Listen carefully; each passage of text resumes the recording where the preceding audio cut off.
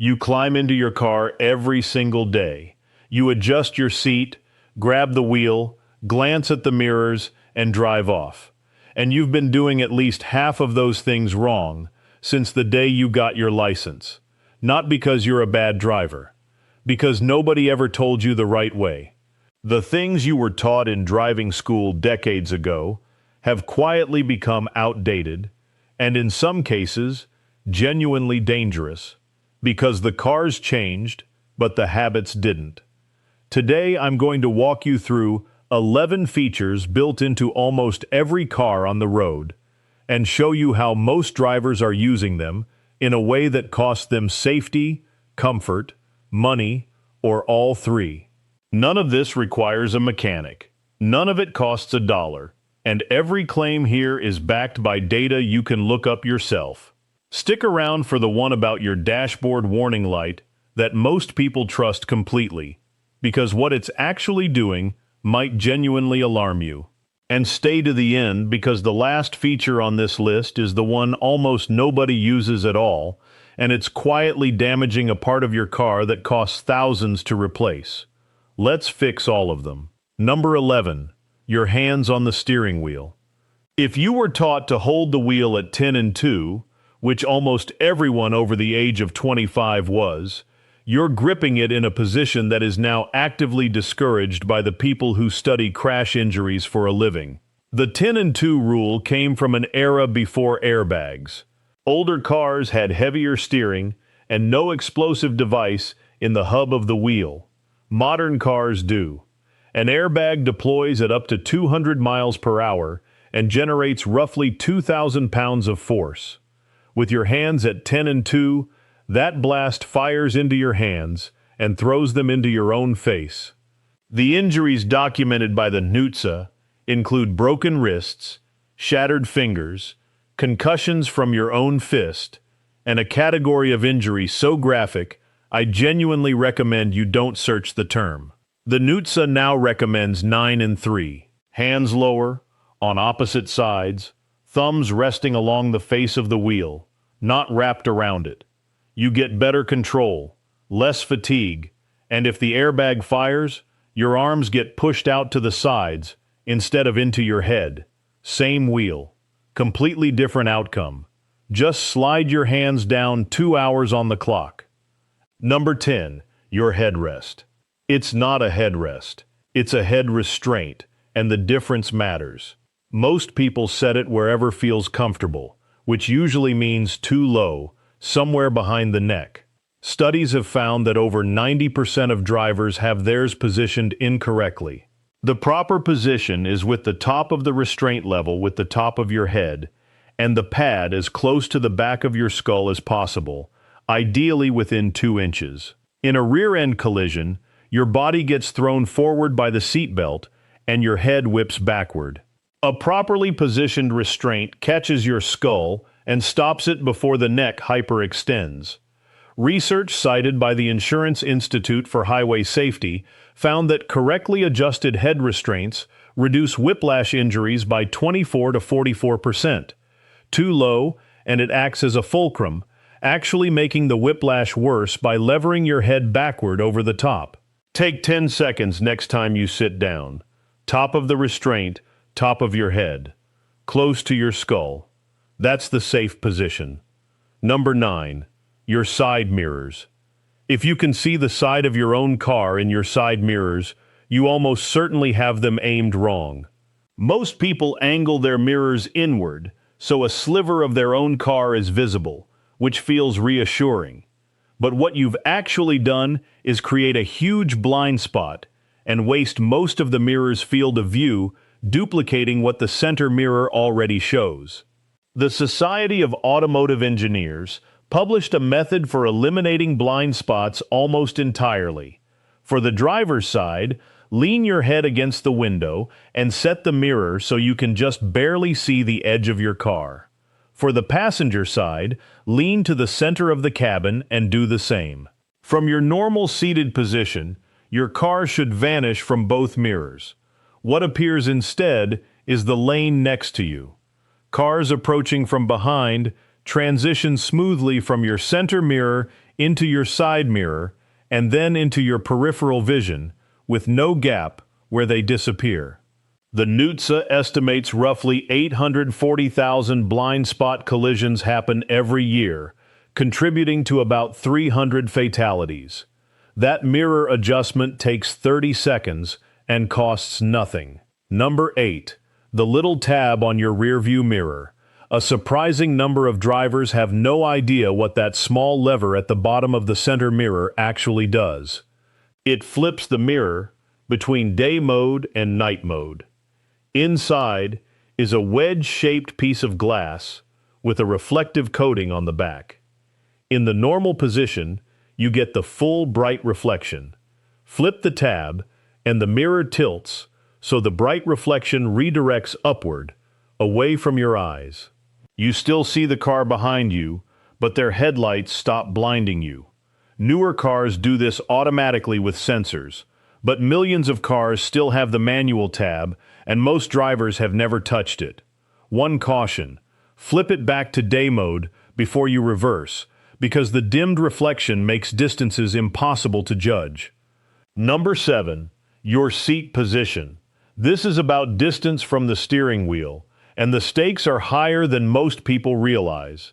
The NHTSA and the Insurance Institute for Highway Safety both recommend a minimum of 10 inches between your breastbone and the steering wheel center. That's the distance an airbag needs to fully inflate before it contacts you. Too close, and you're in what engineers call the risk zone, the first 2 to 3 inches after the cover blows open, where the force is most violent. The simple check is to sit back and extend your arms forward. Your wrists should rest on top of the wheel without your shoulders leaving the seat back. If you can't reach the pedals, use the seat height adjustment and the wheel's telescoping feature first. Moving the seat forward should be your last resort. Number 6. The steering wheel tilt. While we are under that wheel, most cars let you adjust the tilt as well as the reach. The common mistake is angling the wheel up, which feels natural but aims the airbag directly at your face and neck. The correct position is tilted downward so the hub points at your chest, not your chin. If the airbag deploys in this orientation, the force is directed into your rib cage, which is far more resilient than your jaw and throat. It's a 5-second adjustment that fundamentally changes what happens in a crash. Number 5. Your sun visor. You pull it down to block the sun through the windshield. But most people don't realize it also unclips from the center mount and swings to the side to block sun coming through the driver's window. On many models, the visor also slides outward along a rail, extending its reach by several extra centimeters of shade. This is especially useful at dawn and dusk, when the sun sits at that low, blinding angle that a forward-facing visor can't reach. It's a built-in feature on the vast majority of cars, and it's sitting right above your head, unused. Number 4. The recirculation button. That button with the little curved arrow inside a car outline is one of the most misunderstood controls in any vehicle. Most people either never touch it or leave it on permanently, and both are wrong. When it's off, your AC pulls hot air from outside and cools it from scratch every pass. Switch recirculation on, and the system recycles already cooled cabin air, so the car cools faster and the AC works less hard. But leave it on too long, with the windows up, and the cabin air goes stale, humidity builds, and your windows fog. The correct technique is recirculation on to cool down fast, then off periodically to keep the air fresh. In traffic, it also blocks exhaust fumes. On, off, on, off. That's the cycle. Number 3. The fuel gauge arrow. Almost every car built in the last 2 decades has a tiny arrow next to the fuel pump icon on the dashboard gauge cluster. That arrow points to the side of the car where your fuel cap is located. Left arrow, fuel cap is on the left. Right arrow, right side. It's there specifically so you never have to guess at a station. and it's invaluable in rental cars or when you're driving someone else's vehicle. A small symbol that saves you from pulling up on the wrong side and doing the awkward reshuffle. Number 2, your tire pressure warning light. Most people trust this symbol completely, assuming it'll alert them the moment something is off. Here's what will change the way you think about it. That system is only legally required to warn you once a tire has dropped to roughly 25% below the recommended pressure. If your correct pressure is 32 psi, that light may not come on until you're down around 24. And 24 is not a gentle nudge. At that point, your sidewalls are flexing dangerously, building heat, and your braking distance has already grown. Think of it as a smoke alarm. It doesn't tell you dinner is getting warm. It screams when there's already a fire. The only reliable method is checking the pressure yourself with a gauge, cold, about once a month. A decent digital gauge costs a few dollars and belongs in every glove box. And number 1, the parking brake. This is the feature almost nobody uses on an automatic car, and it's quietly straining your transmission every time you park without it. When you shift into park, a small metal pin called the parking pawl drops into a notch and holds the entire weight of the car. On any slope, that's thousands of pounds on one tiny component. The correct order takes 3 seconds. Come to a complete stop, engage the parking brake first, then shift into park. That transfers the load onto the brake system, which is designed for it. And there's a second benefit. If you never use the parking brake, the cables can seize from disuse, which means the one time you need it in an emergency, it won't work. Use it every time and it stays functional and ready. 3 seconds to protect a part you'll never think about until it fails. So there they are. 11 features you already have, just not used the way they were designed. And notice what's not on this list. No gadget to buy, no accessory, no upgrade. Just adjustments you can make in the next 5 minutes that genuinely improve your safety and your car's longevity.